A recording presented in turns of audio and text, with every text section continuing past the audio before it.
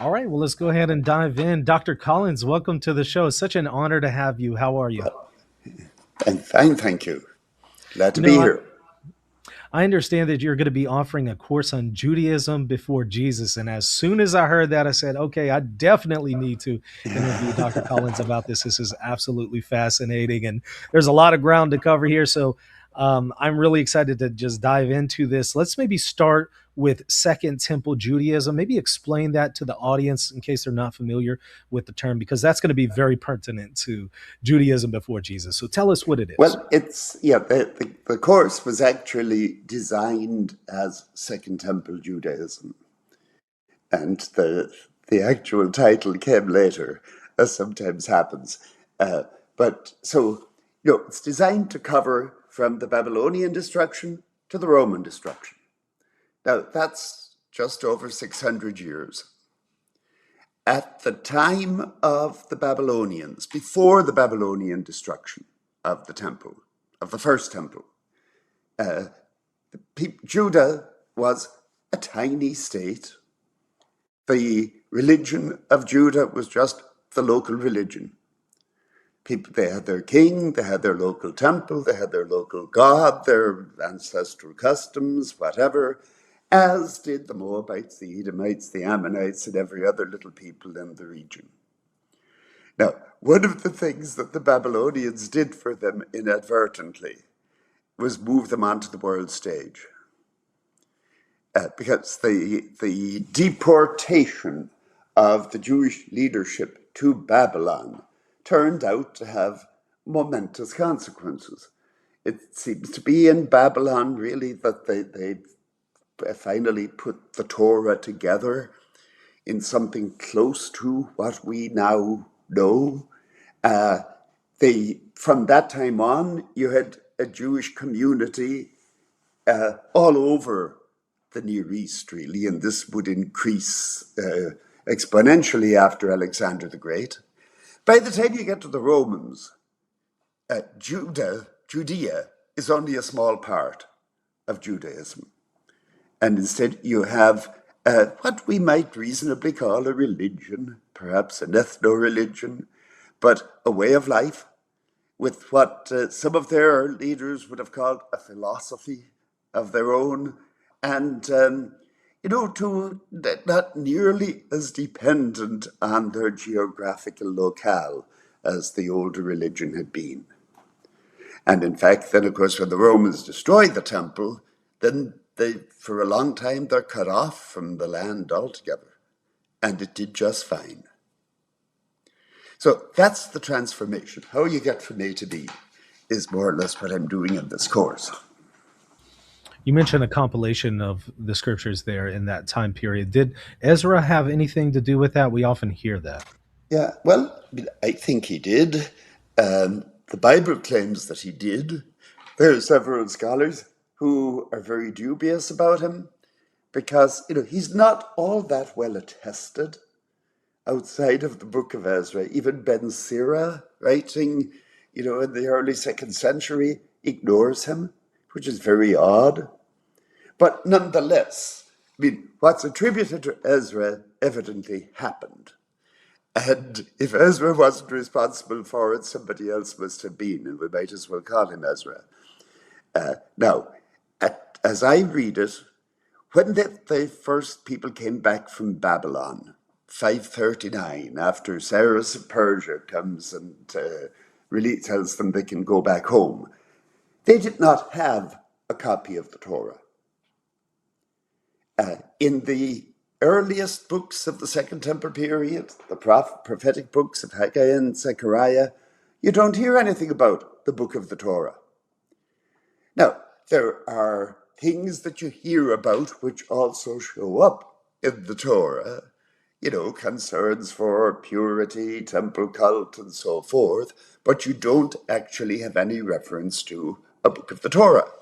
And then, according to the biblical record, probably 458, in the 7th year of one of the kings named Artaxerxes, Ezra shows up. And he brings to Jerusalem the book of the Torah. And the striking thing about the story of Ezra is how surprised everybody is to discover what's in that book. You know, there's a nice little episode there. They have a public reading and they say, oh, there's supposed to be a festival that we call Sukkot in the 7th month. Oh, well, I guess we better go cut down some branches and erect booths and so forth. They don't have the Day of Atonement in the right place, even in the book of Ezra and Nehemiah. So it wasn't quite finished.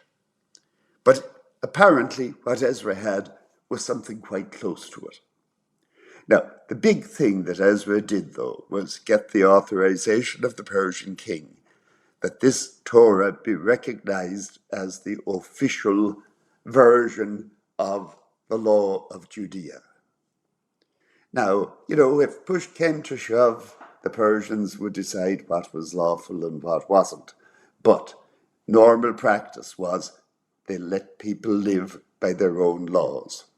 And as I understand it, Ezra appears to have gone to the Persian king and said, you know, we have a law of our own. And here it is. My friends and I have just been working on this, redacting it. And the king says, great, take it back. Tell people to follow that. And from that point forward, everybody at least nods respectfully towards the Torah. It doesn't mean they follow it. It doesn't mean that most people know very much about what's in it. Most people in those days couldn't read. But they acknowledge formally that the Torah is the thing. And they know some things that it requires. They know it requires circumcision and Sabbath and Passover and so forth. These are the things that I would call ethnic markers. And these are the things that are, you know, what the Torah says about them now has status. And that goes forward. Now, for all of that, for the next couple of 100 years, the literature that we have that could be dated plausibly, say, between 500 and 200, very little of that says anything about the Torah. You know, even the book of Ben Sira at the end of that period, who says that all wisdom is the Torah, doesn't cite the Torah very much. He cites a few bits of it, but he's basically a wisdom teacher. So again, it's a kind of iconic reverence that they show towards the Torah. And when that really changes, then is with the Maccabean revolt in the 2nd century. So, you know, you have the return capped by the coming of Ezra as a kind of first stage. Second big stage is going to be the Maccabean revolt. Now, yes, go ahead. No, actually, go ahead and finish that, and I'll ask a follow-up because I want to hear more if you had Yeah. more. You know, what my understanding of the Maccabean revolt is that when the Syrians took over, you know, the Jews had been under the Ptolemies for 100 years. When Alexander the Great defeated the Persians and his empire was divided up. Now, the Ptolemies basically seem to have been interested in buying and selling slaves, collecting tribute, but they didn't meddle to any great degree. When neither initially the Syrians didn't either, but the Syrians then lost a battle to Rome and had to pay tribute to Rome. And beginning about 190 BC, they were hard up for cash. Now, where do you get loose cash lying around? Well, temples were very attractive because people tended to put treasures in temples for safekeeping. And it says this, we have records, actually, there's fairly recently discovered inscription that mentions Heliodorus, who also comes up then in 2nd Maccabees. And the concern of the king, you know, that some temples may not be properly administered, that there may be money lying around there that isn't being put to good use. And in order to facilitate that, he fires the high priest in Jerusalem and appoints somebody who is more compliant. And this man named Jason, proposes to turn Jerusalem into a Greek city and build a gymnasium and all that and pay for the privilege. But then another man, Menelaus, comes along and he outbids Jason.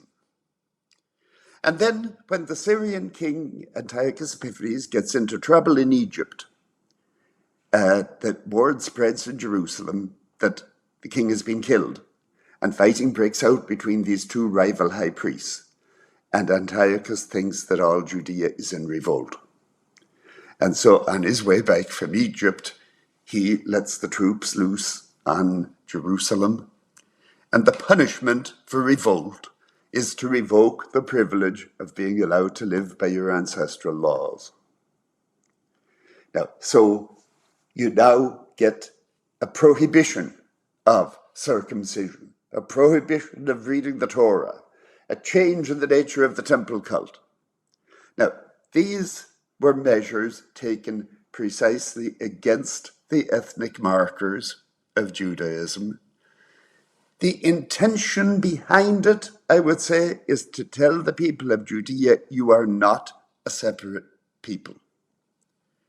You are just Syrian like everybody else. And that is what provokes the Maccabean revolt. As a side effect of that, if the Syrian king wants to suppress our law, by God, we're going to keep it. And it's from this time forward that you get great concern with the minutiae of the law. It's from this time forward you begin to get ritual purification pools, step pools for ritual baths springing up all over the country. You begin to get writings like the Book of Jubilees and some of the Dead Sea Scrolls that go into great detail about the observance of the law. You also actually begin to get sects splitting up because they disagree about the precise interpretation of the law. And that's what happens with the people who collected the Dead Sea Scrolls. So from that time forward, you get as one option within Judaism this strict observance. And that will continue forward. That'll eventually be taken up by the Pharisees and later on then by the rabbis. It isn't the only option, it's not the only way of being Jewish, but it comes into being particularly at that time. Can you tell me about the diversity of religious beliefs among Jews in this time period, and how did they maybe differ from later rabbinic traditions and theological views? Well, one of the big things that happens around the time of the Maccabean revolt, but I think it must have been underway before that, was the rise of apocalypticism. Now, one of the reason we have a field of study called Second Temple Judaism, you might say, was the recovery of the pseudepigrapha in the 19th century. Now, these were books written that were handed down in Oriental languages like Ethiopic, Syriac, Armenian, Slavonic, but seem to be Jewish, that have nothing specifically Christian about them, or very little. So these were found and studied, beginning with the Book of Enoch, which was first published, I think, about 1819. And then there was a whole series of discoveries like this through the 19th century. Now, the kind of Judaism that you get in these books is very different from the rabbis. They don't talk as much about the law, although some of them do. Some of them, they're not by any means opposed to the law. But most of their interest is in revelations about heaven and hell and a future judgment and divine intervention in the future and all of this kind of thing. Now, it's been a debate. Is this then something that's compatible with the minute interest in the law? Well, the earliest of these apocalyptic writings are in the Book of Enoch, and some of them seem to be before the Maccabean revolt. Then you have the Book of Daniel in the Hebrew Bible, also with a lot of visions of angels and heavenly scenes and a resurrection at the end. Now, neither of those actually says a whole lot about the law or the Torah. But then you get the Dead Sea Scrolls, which was the next big discovery, the big discovery of the 20th century. And in the Dead Sea Scrolls, you have, on the one hand, texts that are greatly concerned with the fine points of the law. But you also have the apocalyptic stuff. You have copies of the books of Enoch, and you have texts like the War Scroll that, are very apocalyptic in their own right. And so it seems, that while these might seem to be logically incompatible with each other, religion has a way of holding together things that are logically incompatible. And that would seem to be what was going on there in Second Temple Judaism. Now, I don't think the early Enoch, whoever the people were who wrote the early Enoch books, they don't seem to have had much interest in the law of Moses. But some of the later apocalypses, like 4th Ezra and 2nd Baruch, the law is quite central to them.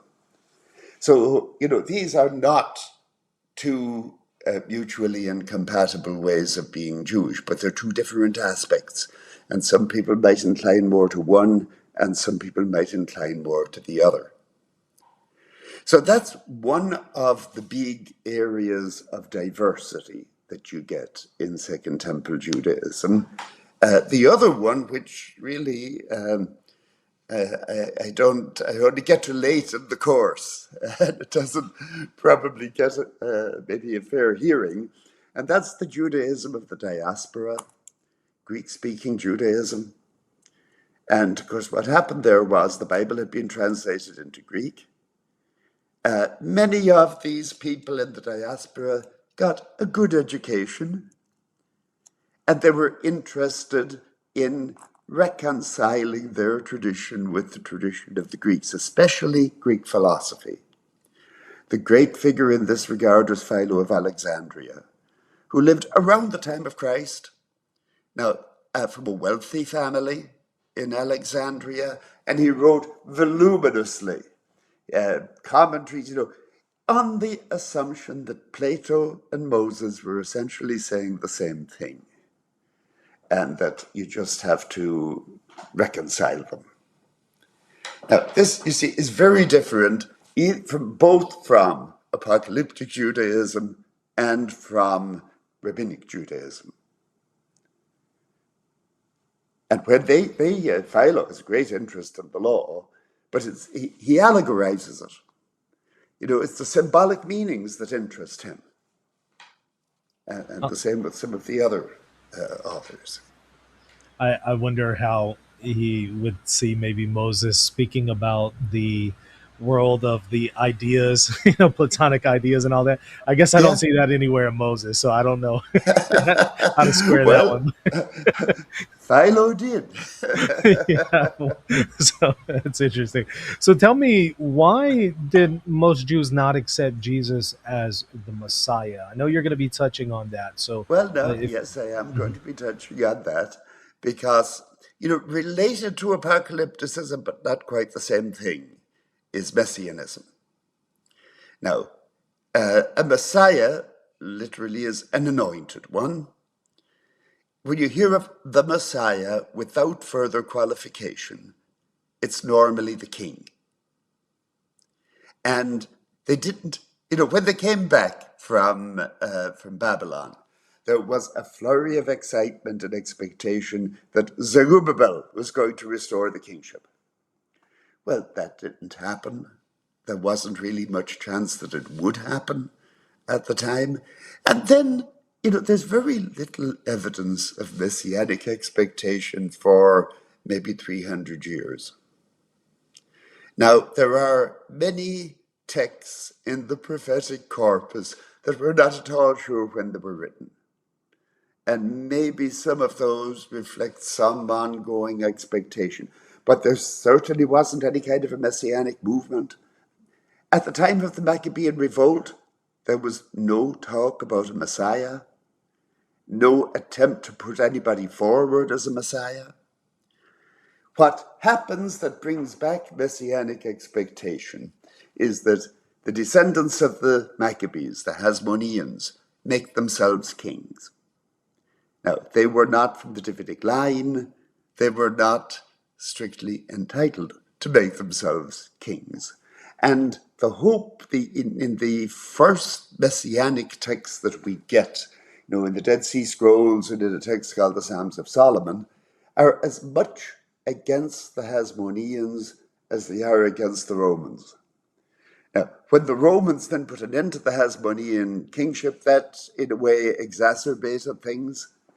But then you get a very clear job description for the royal Messiah. And that is that he smash heads and drive out the Romans and restore the kingship. So the question, to my mind, isn't why did most Jews not think Jesus was the Messiah?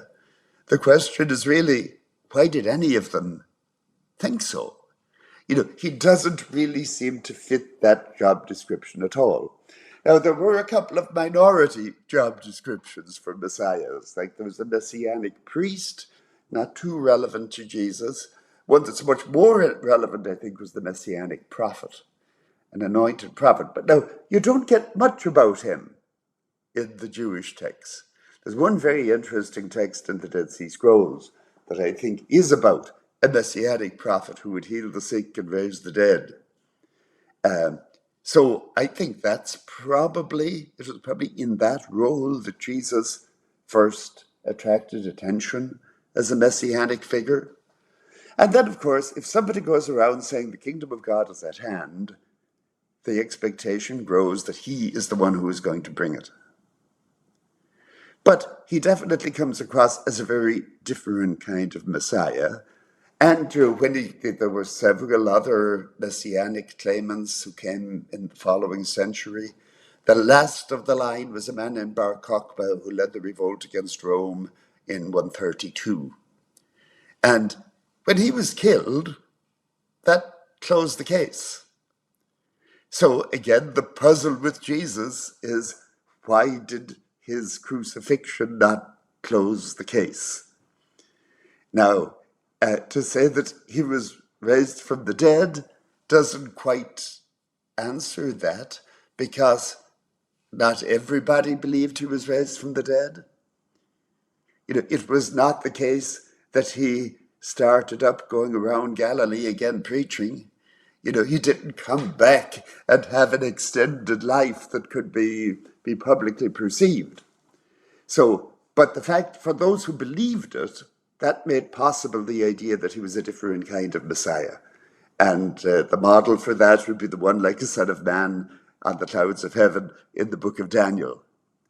And it's kind of an apocalyptic Messiah, if you like. But, in order to maintain the view that Jesus was the Messiah, you had to revise the job description. Now, I have another question here about this time period. What about the two powers in heaven that we often hear about? Can you Yeah. maybe weigh in on that?